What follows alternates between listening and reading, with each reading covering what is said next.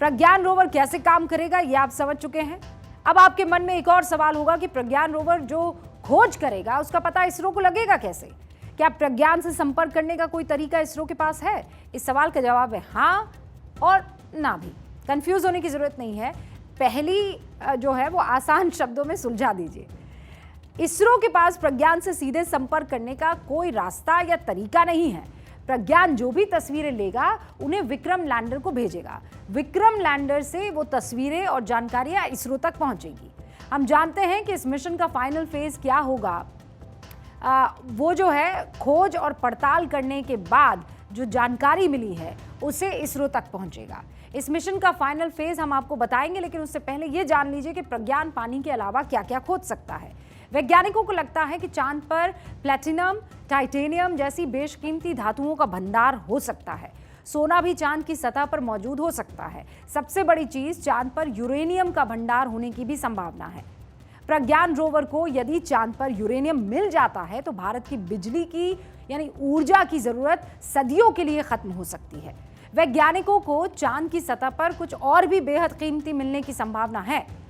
Suspense जो है वो अब मैं तोड़ देती हूँ। वैज्ञानिकों को ये लगता है कि चांद की सतह पर स्कैंडियम जो है वो भी या येट्रियम के अलावा 15 लैंथेनाइट भी जो है वो वहाँ पर मौजूद हो सकते हैं। यानी स्कैंडियम भी है, येट्रियम भी है और लैंथेनाइट भी वहाँ पर मौजूद हो सकते हैं। ये लैंथेनाइट क्या है? इसका इस्तेमाल आज के युग में स्मार्टफोन और एडवांस कंप्यूटर्स के लिए होता है। धरती पर ये धातुएं बहुत कम मात्रा में मिलती है, लेकिन चांद पर इनका भंडार होने की संभावना है। नासा के वैज्ञानिकों को लगता है कि चांद पर हीलियम 3 गैस भी हो सकती है। ये ऐसी गैस है जो परमाणु संयंत्र में फ्यूजन रिएक्शन के काम आ सकती है। सदियों तक पूरी धरती की एनर्जी की जरूरत इससे खत्म हो सकती है। और इस गैस का सबसे बड़ा फायदा यह है कि इससे कोई न्यूक्लियर वेस्ट भी नहीं निकलता है। यानी जैसे सूरज हमें ऊर्जा देता है वैसी ही ऊर्जा रिएक्टर से बनाई जा सकेगी। हालांकि ये सब कुछ तभी संभव होगा जब चांद की सतह पर प्रज्ञान को इनमें से कुछ मिल जाए।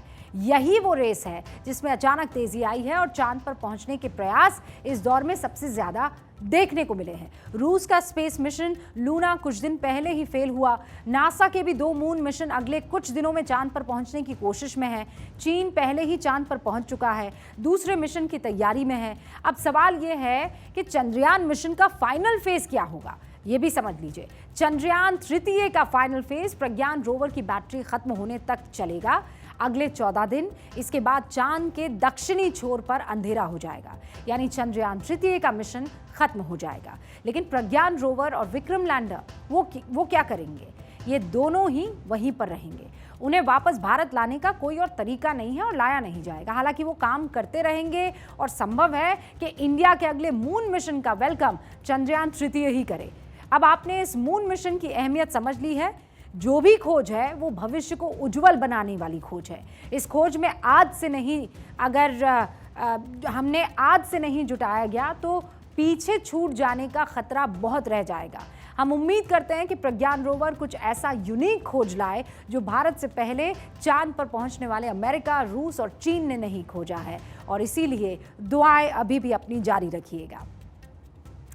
आज चांद के साउथ पोल पर सफल लैंडिंग करने वाले दुनिया के पहले देश बनने के बाद आपको ये जानना चाहिए कि ये मेहनत किसकी थी। यकीन मानिए, मेरे पत्रकारिता के करियर में कुछ ऐसे चंद मौके आते हैं जिस पर पूरा देश ऐसे फख्र से नाच रहा होता है, झूम रहा होता है।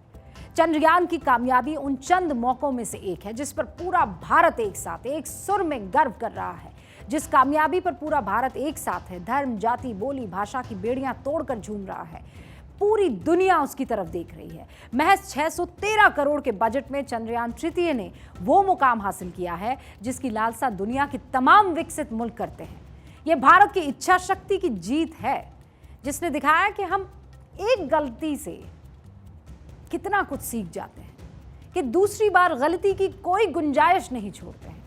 ये भारत है, ये हमारे वैज्ञानिक हैं, ये हमारा इसरो है।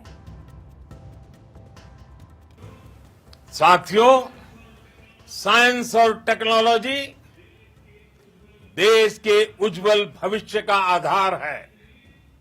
इसलिए आज के इस दिन को देश हमेशा हमेशा के लिए याद रखेगा। यह दिन हम सभी को एक उज्जवल भविष्य की ओर बढ़ने के लिए प्रेरित करेगा। ये दिन हमें अपने संकल्पों की सिद्धि का रास्ता दिखाएगा।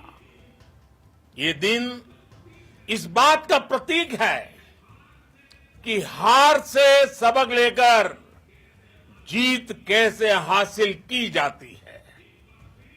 एक बार फिर देश के सभी वैज्ञानिकों को बहुत बहुत बधाई और भविष्य के मिशन के लिए ढेरों शुभकामनाएं।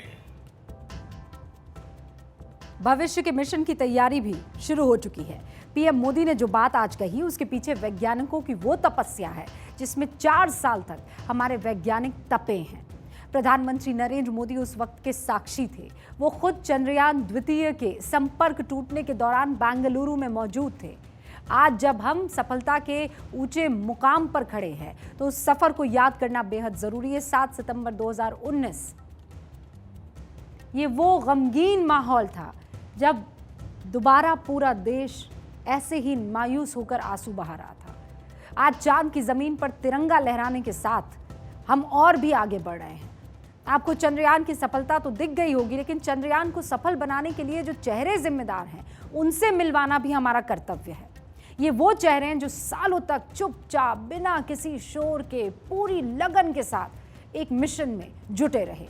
इन चेहरों के दिल और दिमाग में बस एक ही बात 4 साल तक घूमती रही, चांद पर फतेह पाने की जिद ही थी। वो फतेह पाने की जिद में आज हिंदुस्तान दुनिया का वो पहला मुल्क बन गया है जो दक्षिण छोर पर पहुंचा है और चौथा देश जिसने चांद पर कदम रखा है। इन चेहरों से खुद इसरो के चेयरमैन एस सोमनाथ ने दुनिया को रूबरू करवाया है। Let me take this opportunity to thank the people behind this mission. The project director of Chandrayaan 3, he is here. Veera Muthuvel, congratulations to you. The associate project director, Kalpana, and the mission operations director, Srikanth. And the satellite was built at your house satellite center, Shankar, and the director.